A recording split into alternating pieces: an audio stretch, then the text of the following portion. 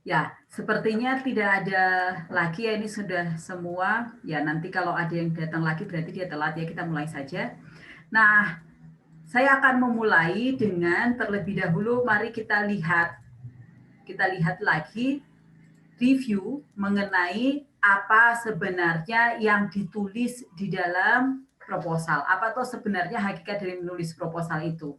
Nah, kenapa saya mulai ini? Karena ada beberapa yang sudah dikumpulkan, ada beberapa yang belum terlalu jelas, terlalu clear. Nah, semoga nanti kita ulang ini sedikit, lalu nanti Anda bisa memperbaiki lagi.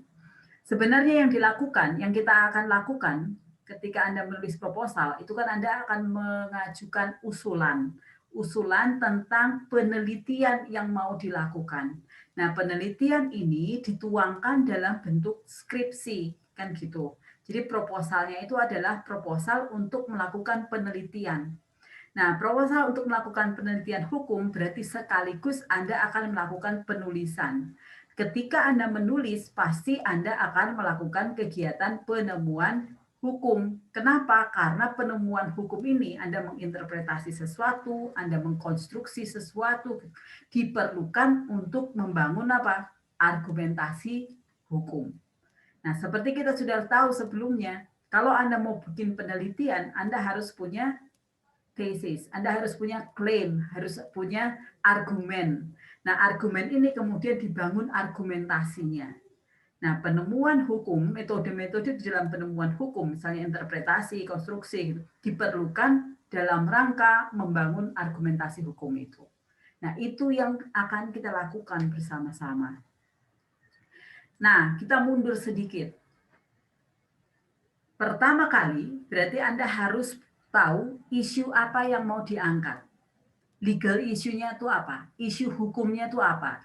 Nah, dulu kita pernah singgung, di mata kuliah P3 juga pernah singgung, kalau kita mau tanya isu hukumnya itu sebenarnya apa sih? Gitu.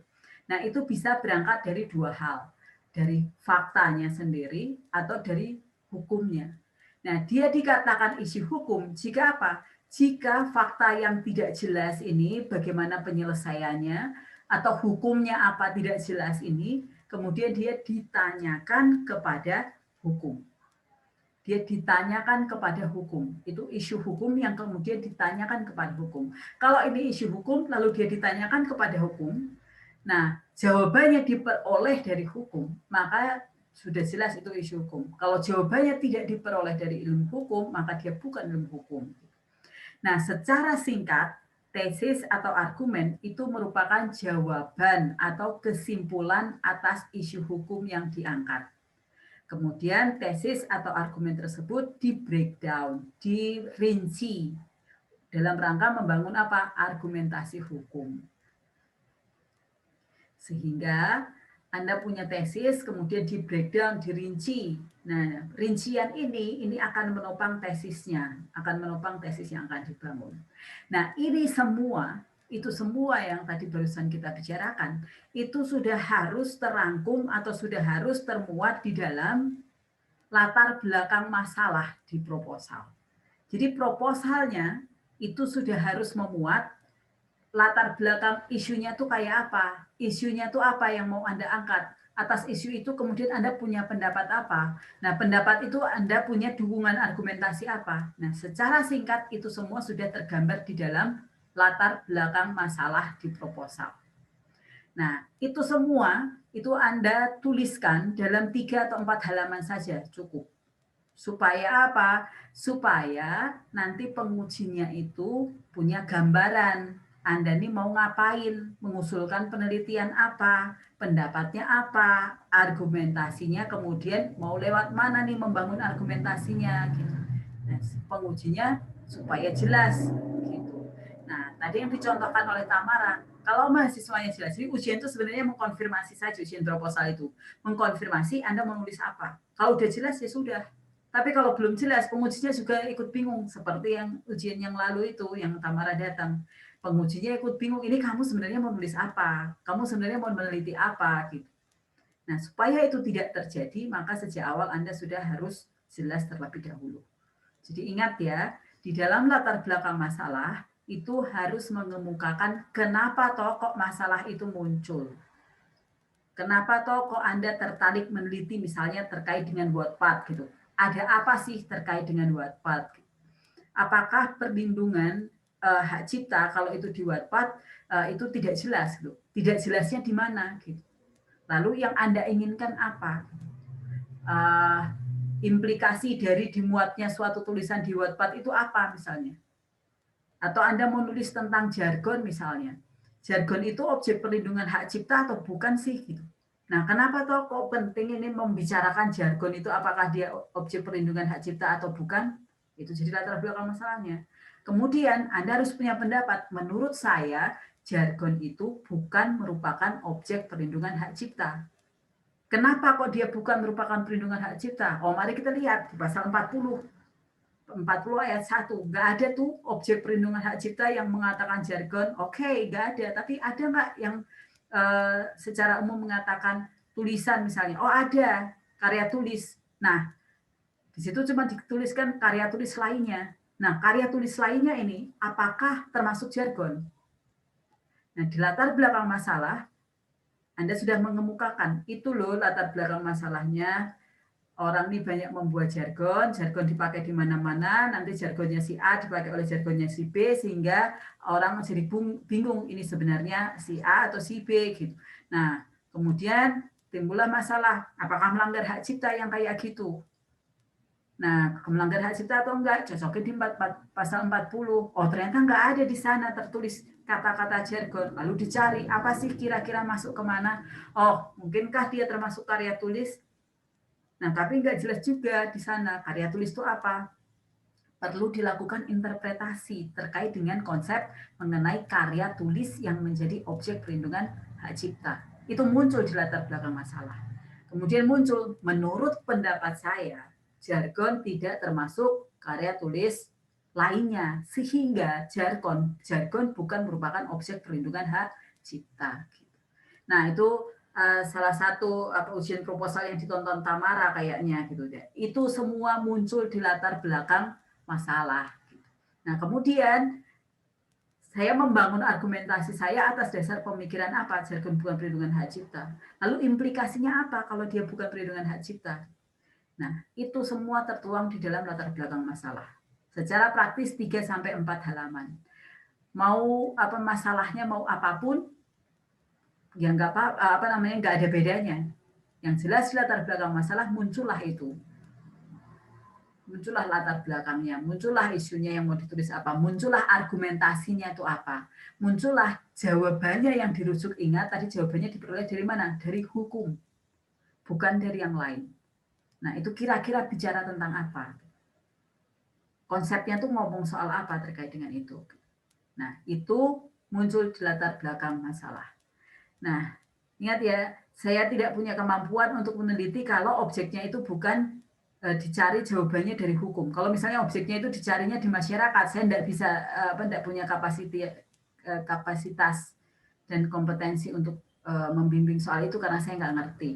Kan misalnya Anda menulisnya mengenai mengapa masyarakat tidak patuh menggunakan masker, padahal sudah banyak himbauan harus memakai masker, bahkan ada sanksinya gitu kalau tidak mengenakan masker. Tapi masalahnya kemudian yang mau ditulis adalah kenapa masyarakat tidak patuh. Jadi yang mau dinilai adalah kepatuhan masyarakat. Nah, jawabannya diperoleh dari mana? Dari masyarakat. Yang ditanya siapa? Manusia-manusia itu yang ada di sekeliling Anda, atau Anda mau cari di mana? Di kota Salatiga gitu, terus nanti seluruh masyarakat di kota Salatiga kah yang mau ditanya? Atau Anda ambil sampel kah? Gimana caranya ambil sampel? Bagaimana caranya mengumpulkan jawabannya?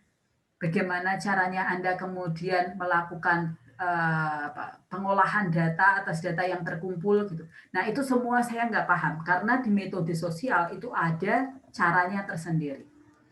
Kalau populasinya tidak diketahui, maka cara yang bisa diambil kayak gini, cara yang bisa ditempuh tuh kayak gini.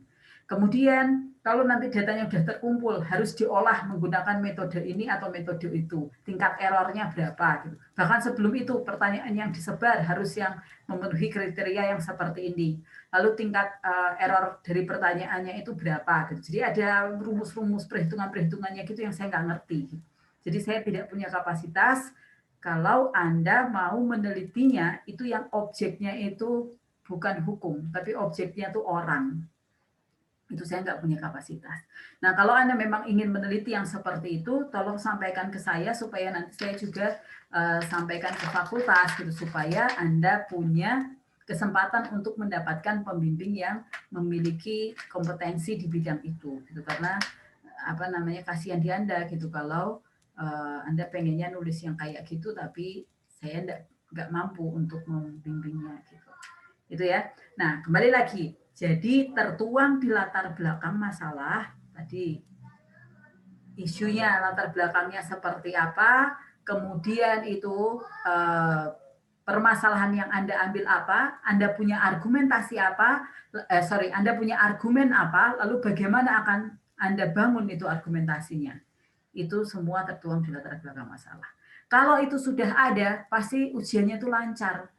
30 menit juga bisa sudah selesai. Bahkan saya pernah nguji itu nggak sampai 30 menit. Karena presentasi 5 menit sampai 7 menit, dia langsung si mahasiswanya sudah bisa menjelaskan, ini nanti akan gini. Lalu saya akan membangun argumentasinya begini-begini. Pengujinya kasih saran, berarti kamu nanti gini-gini, iya, gitu. Konfirmasi saja, berarti kamu akan melakukan ini. Oke, udah tahu belum ini ambil sumbernya nanti dari mana, punya gambarannya, punya, gitu. Oke, selesai. Nggak ada masalah, berarti ujinya selesai, gitu.